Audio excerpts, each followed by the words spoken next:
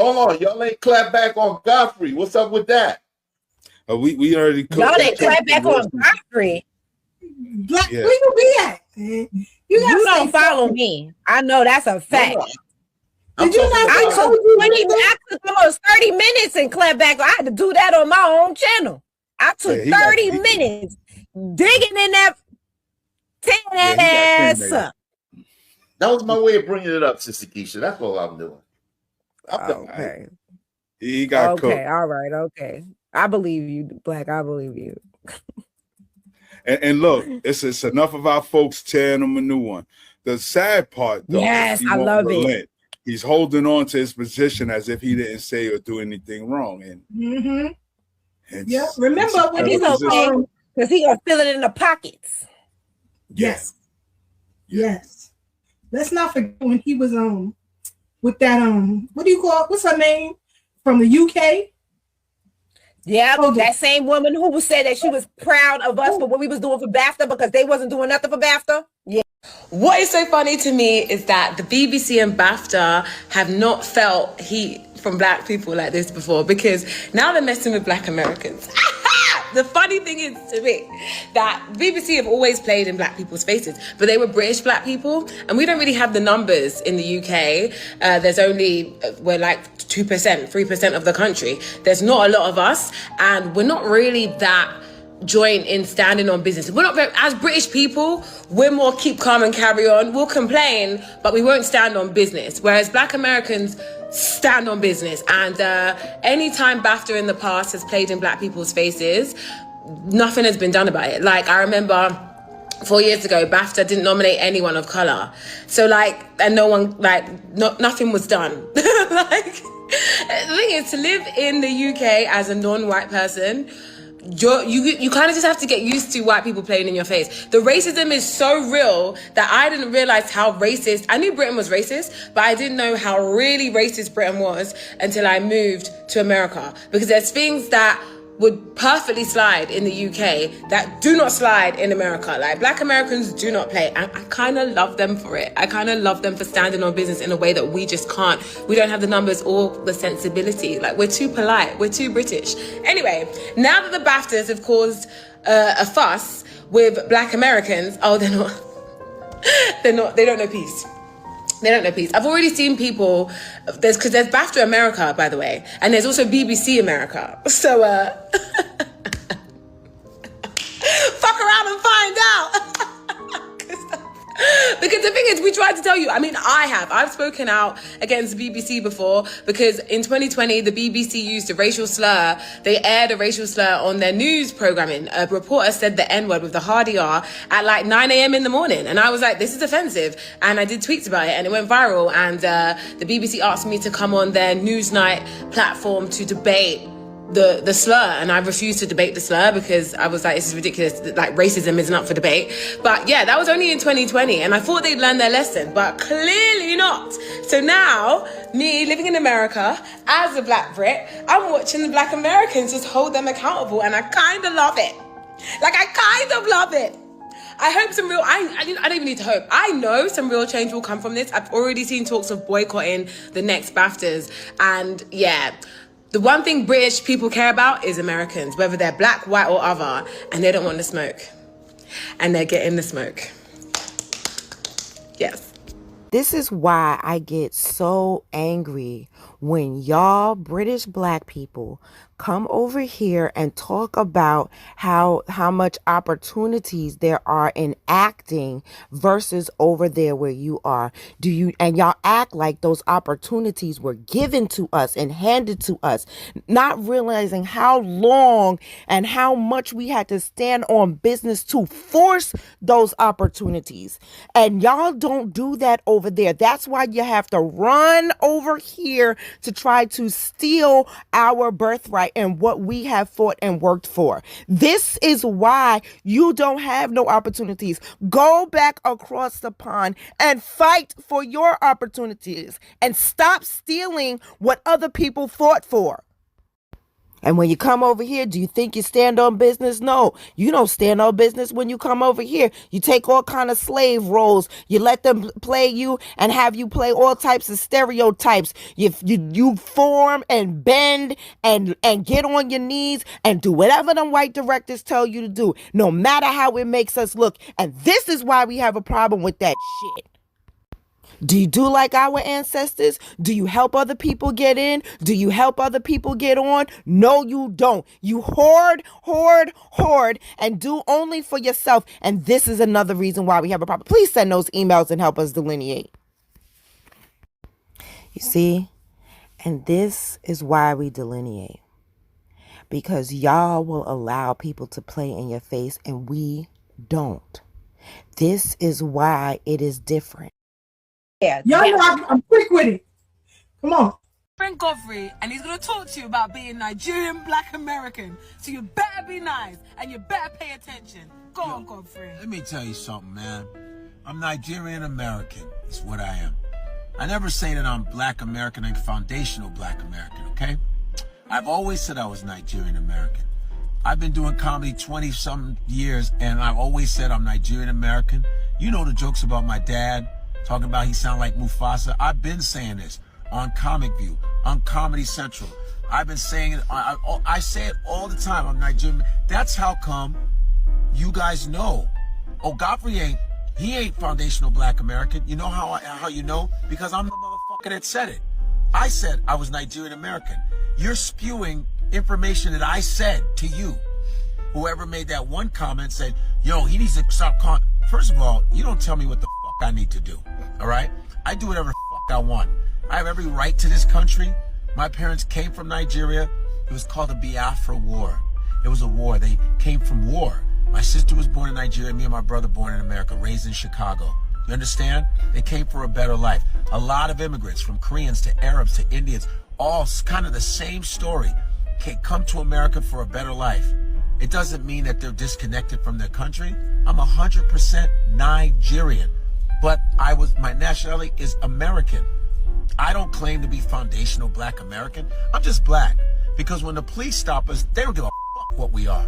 All right? They don't go, well, leave her alone. She's foundational Black. Well, leave her alone. That's Nigerian Black. They don't know. It's nigga to them. And I don't give a fuck what country you're in, whether it's England, whether it's South Africa, I don't give a shit. We've all got some sort of white supremacy that has plagued us. And all this fighting with foundational Black Americans, African, it's all foolishness. Caribbean, it's foolishness. It's like hurt people hurt people.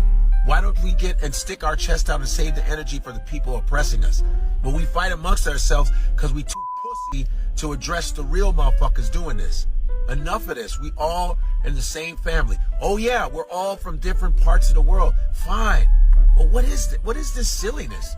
It's foolish, and fuck all of you for like telling me what the fuck I am. And Nigerians that say, oh, you're not Nigerian, you're Americanized, fuck you too.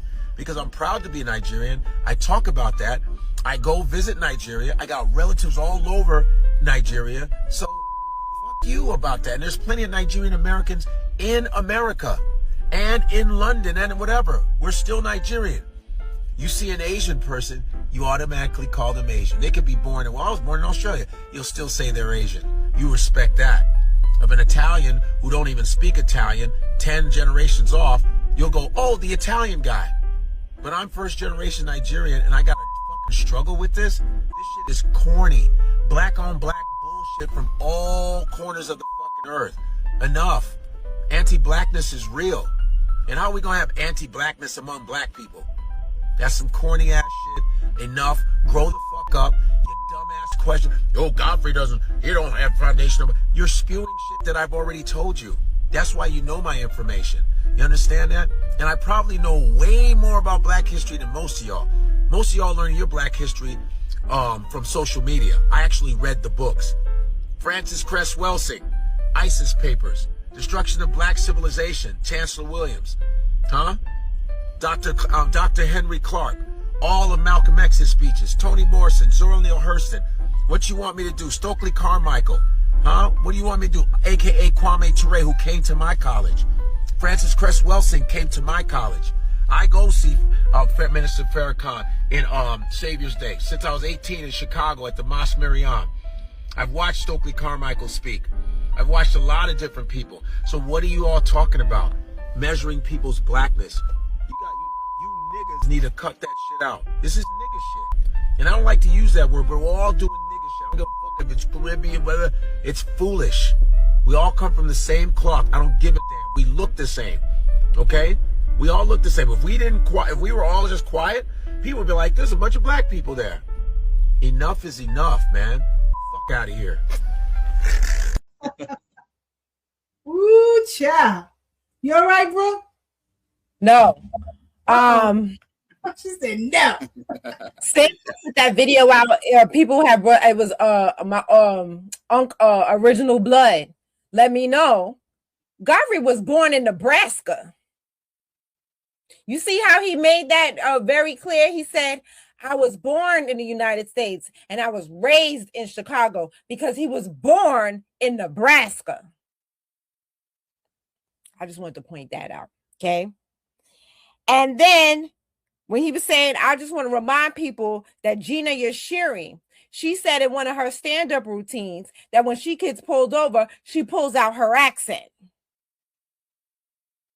So that whole story of, oh, they don't know the difference between you and I. Oh, and we already played. How many times have we played the video of the lady in the Metro PCS when she was like, "Men out Black American.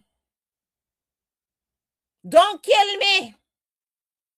She makes sure to put her accent on super thick. So even if you think that we look alike, y'all make sure to put your accents on to make sure that nobody knows that we are alike.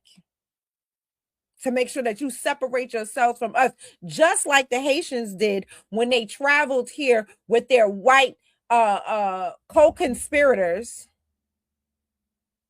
and as their concubines, and they named themselves the Jean de Couleur so they can make sure that everybody knew that they were not Black Americans. As they owned slaves and plantations and were just as brutal as any white tea person. As y'all sit there and talk about how we own slaves, when we sat there and just played you Thomas Jennings, who had to buy his family members. So technically, he owned his family members because he had to purchase them. When we were in Staten Island, I learned, because Sister Kiesha probably already knew that, but I learned that not only were they buying them, they was taking out mortgages, loans to get their family members out of slavery. Not only did they not leave them behind, they went into debt to get them out. Y'all leaving your mama, your daddy, your sisters, your brothers, your cousins. You don't give a shit. You running on the next thing smoking to get the japper up out of there. Leaving your kids behind. Oh, because I see, I'm nosy. I see the videos that y'all putting out. Because now those children are adults and y'all are talking about the trauma of your parent leaving you behind and making a new family in America, the UK, or Canada, and how that made you feel. And I can only imagine how that makes a child feel. I can only imagine. You're leaving your kids behind so you could make a better life. And that's why when you go back, your kids don't have no respect for you. You ain't my mama. You didn't raise me. Leaving them with family members who's mistreating them. Family members who's taking whatever little money that you sending and not spending it on them.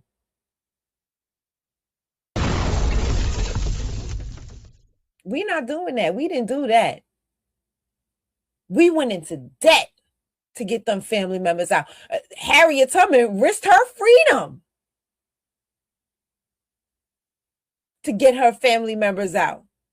I was just Oh man, I can't think of the book that I was or the documentary that this book was on, or the I said it right. But there was this one guy, and he was enslaved, but his enslaver was not like a brutal enslaver, right? He was one that was in a decent position. But what did he do with his time? He would run boats up and down to take people who were in brutal, rather than running himself, because he could have ran at any time. He said, you know what? My situation is not that bad. I'm going to stay where I'm at and help all these hundreds and hundreds and hundreds and hundreds and people he never even saw, because it was always in the dead of night and wasn't no street light. He don't even know. He didn't even see their faces. He would just get them on the boat and ferry them to freedom. The book is Bullwhip Days, The Slave Remember. Come on. I did read that book, and I saw a documentary about it too. You know what I'm saying? This is our history, the history you read about. These are our family members. These are our family members. Godfrey. And you sat there and let me I'm gonna bring the Brooklyn now, and I know this is not gonna be very feminine, but please forgive me. I'm going to have to speak like how people talk, you know, the stereotype of Brooklyn women. Godfrey is so fucking pussy. He come from a family of fucking pussies. He sat there and talked about how there was a war. Your family didn't stay and fight the war? No, they're fucking pussies. They got the fuck up out of there and ran. They didn't fight. And came over here like what? Like a bunch of fucking pussies.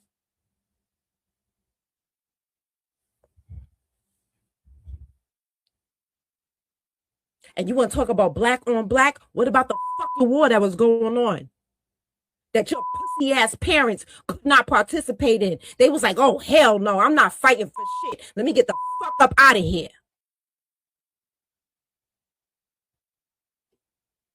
You want to talk about pussy? Your bloodline is pussy, nigga.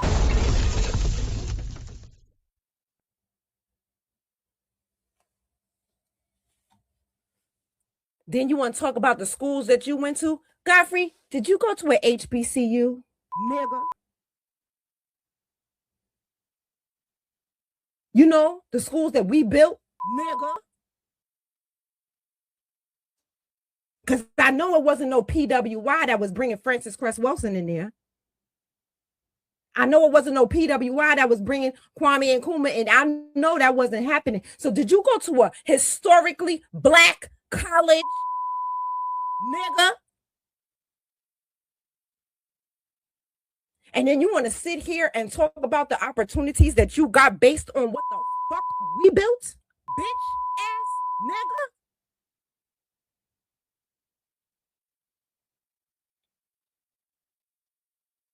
Who made those opportunities for you, pussy nigga?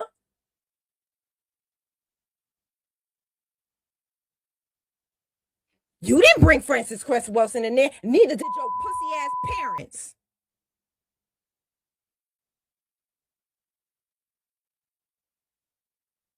You went along with the ride because we brought her in there to help our own. You just so happened to be there.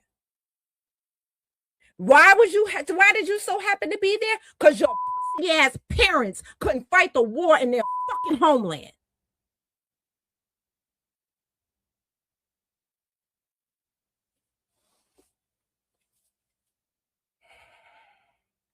Let me be done right now because this fucking bitch ass nigga that got me out my feminine energy. Let me get back in my feminine. And your Brooklyn energy. Get them, girl. Right, into, you know what I'm saying? I'm trying to do better. You know what I'm saying? But you...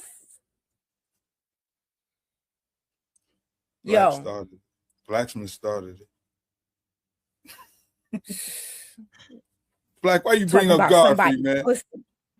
Got our sister. Always doing something. He All always black put fault. All black fault. the Y'all Bronx started coming. off talking about y'all wasn't gonna talk about it. Here we are 20 minutes later. It ain't my And you fault. brought him up. You brought him up. We No, was off of Godfrey. We was I'm off a of something juvenile. else. It ain't my fault right now. I thought I had said all I had to say. No, I got more. I thought I said all I had to say in that 30-minute rant I had. No, little did I know I had some more inside. The hell? Oh gosh. Oh gosh. For real. Ass nigga, don't fucking Sister Kiesha, I gotta take my apology back based on what you said that started this. See, Me? See, the Bronx always, they you can't told stand me alone. that you already clapped back, and now here we are, half hour later.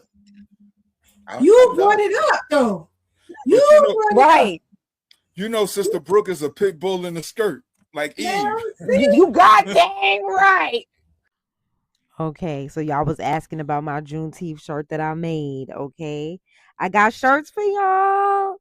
I got women's t-shirts and men's t-shirts. I worked hard. I found a really good supplier with really good quality t-shirts. So go to evenmelanin.com and pick you up a Juneteenth t-shirt today. They come in red and royal blue. Newly added navy blue. Keep watch because more t-shirts will be coming over time because I got a lot of ideas. You know what I mean? Pick up your t-shirt today by going to evenmelanin.com. Thank y'all for watching. Like, share, and subscribe. It helps me in the algorithm. Love you. Bye.